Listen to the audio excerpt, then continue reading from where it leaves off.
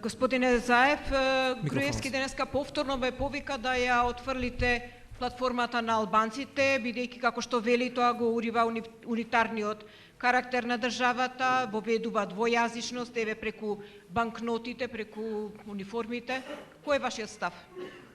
Еве денеска соопштуваме пред цела македонска јавност, пред Ѓорѓе Иванов, кој што е председател на Република Македонија, па и пред Груевски и пред сите, соопштуваме програма на новата влада на Република Македонија. Тоа што имаше план за живот на Македонија, програми на ВМРО ДПМН, програми на политичките партии од албанскиот политички блок, се појавија платформи и било какви други почетни стојалишта за преговорите. Завршија. Веќе има програма на новата влада на Република Македонија. Јавно ја објавуваме, достапна за сите, каде што е јасно и транспарентно се гледат сите нејзини детали кои што ќе бидат приоритет на новата влада на Република Македонија. Повелете. Лека Бесјан, TV27. Значи, зборував во делот на моето обраќање како осврт на новата програма за донесување на закон за употребата на јазиците и унапредувањето на јазиците на малите етнички заедници во Република Македонија. Се надевам со добивањето на мандатот ќе го добиеме просторот за да преговараме за одредени прашања кои што се присутни во јавност и треба да се дебатира за таквите прашања. И ние не бегаме од таквите прашања. Уставните експерти што ги консултираме се на ставот дека денарите, банкнотите се користат на целата територија на Република Македонија и евентуалната употреба на друг јазик при нивната изработка е спротивна на уставните одредби за употреба на македонскиот јазик и јазикот што го зборуваат повеќе од 20% од населението во Република Македонија. Уставните експерти, кои што исто така ги консултиравме, се на ставот дека и прашањето на униформите го третира Уставот. Основен принцип во полицијата и армијата е единственост на униформата, која што значи стандардизирана облека.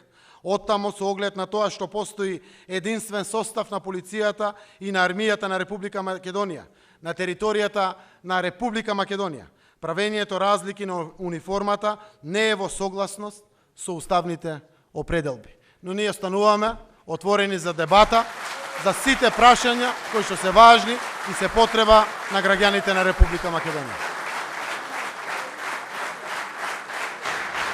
Повелете, ве молам за внимание. Повелете дали има Дали е вистина дека председател на собранието ќе биде некој член од ТУИ? Немаме разговарано за кадровски решенија, ниту за владиниот кабинет, ниту за председател на собранието, ниту за било која друга позиција. Јас ќе го кажам мојот став, кој што го кажувам насекаде. Апсолутно немам никакви предрасуди за етничката припадност на председателот на собранието или на било која друга институција во Република Македонија.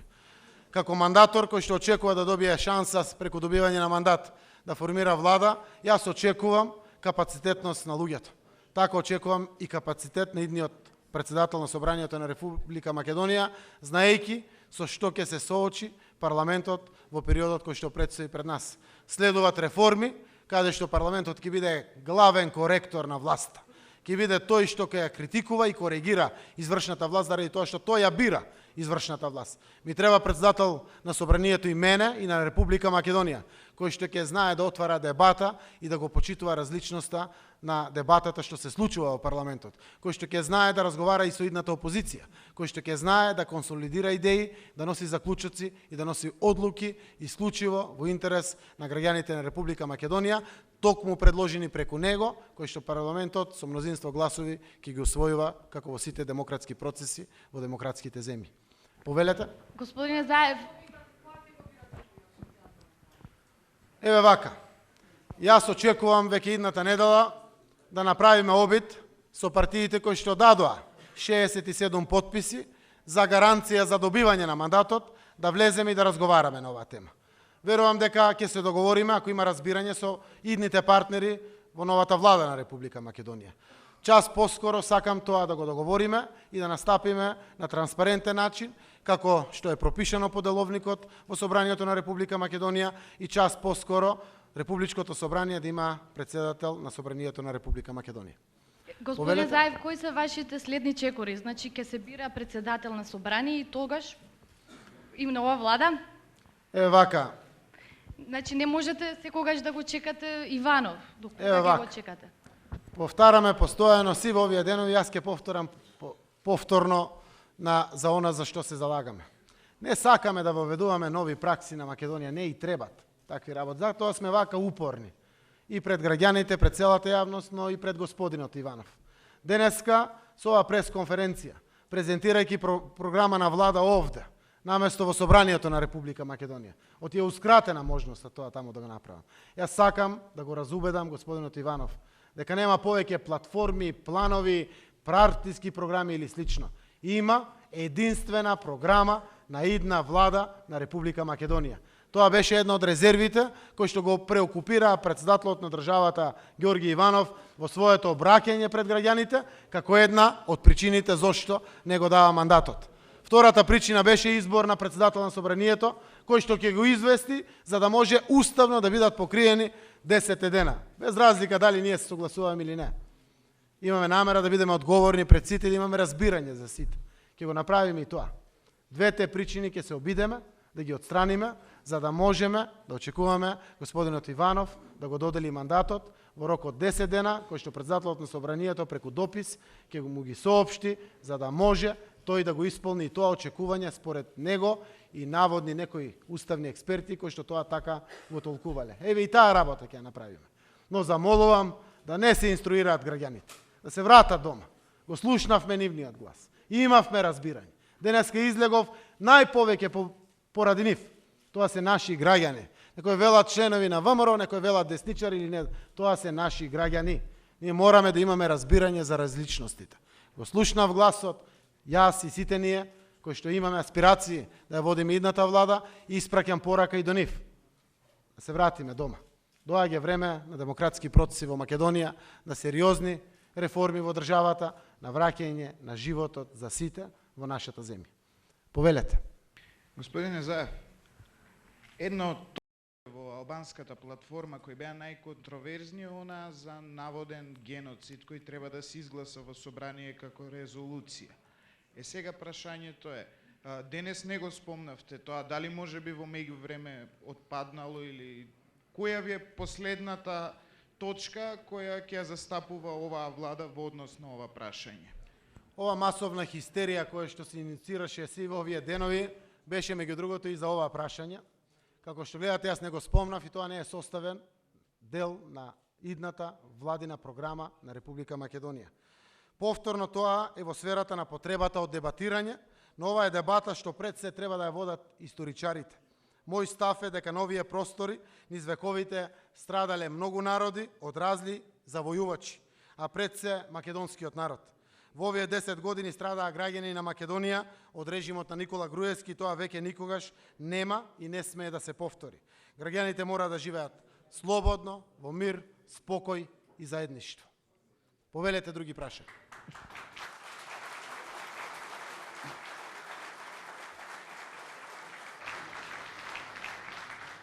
Повелете други прашања. Джени Сулимани од весникот Лајм. Не дадовте конкретен одговор, што ако не успеете да го убедите господинот Иванов? Имате ли план Б за ова? Правиме напори со цела сила што постои кај нас да сватиме различно толкување, за кое што дури и не се согласуваме, да го разбереме и да го имплементираме. Нашиот став го знаете. Со ваквата одлука господинот Иванов нанесе државен удар на Македонија. Но и покрај таква силна реторика се обидуваме да разбереме. Да ги разбереме двете причини, потребата од 10 дена при процесот на делување на мандатот и потребите по она што него го плаши, а тоа е граѓанин на Република Македонија, кој што против својата држава ќе овозможи или ќе дозволи наметнување на одредени ставови на туѓа земја, представува кривично дело. Токму со објавување на ваквата програма го разобличуваме и го убедуваме и господинот Иванов, но и сите граѓани на Република Македонија, дека не постои никаков страв и бојазност од такви намери на било кога, на кого во Република Македонија. И на крајот, Република Македонија има институции, има парламент, кој што ќе дебатира и ќе одлучува, има Уставен суд кој што ќе одлучува, има председател на државата Ѓорги Иванов кој што може да стави вето на сето тоа и има други институции кои што ќе постапуваат согласно и донесените одлуки во институциите на системот. Дајте да дозволиме процесите да течат, да бидеме добронамерни, да подадеме рака во интерес на граѓаните на Република Македонија. Повелете. Адријан Далцатем телевизија. До сегашните излагања на политичките партии албански кои ви дадоа поддршка за да земете мандатот, беше речено дека без албанскиот јазик и законот за јазици нема да бидат дел од новата влада. После мислењето од правните експерти дека нема да има двојазичност во парите и во униформите на полиција и секаде друго, дали очекувате дека ДУИ и другите партии кои ви даа поддршка до сега може да се повлечат од поддршката за формирање на новата влада? Еве вака, ние дебатиравме за сите овие прашања. За да биде јасно за сите, за да навлезете во договарање, прифаќање или одбивање, треба да добиете мандат.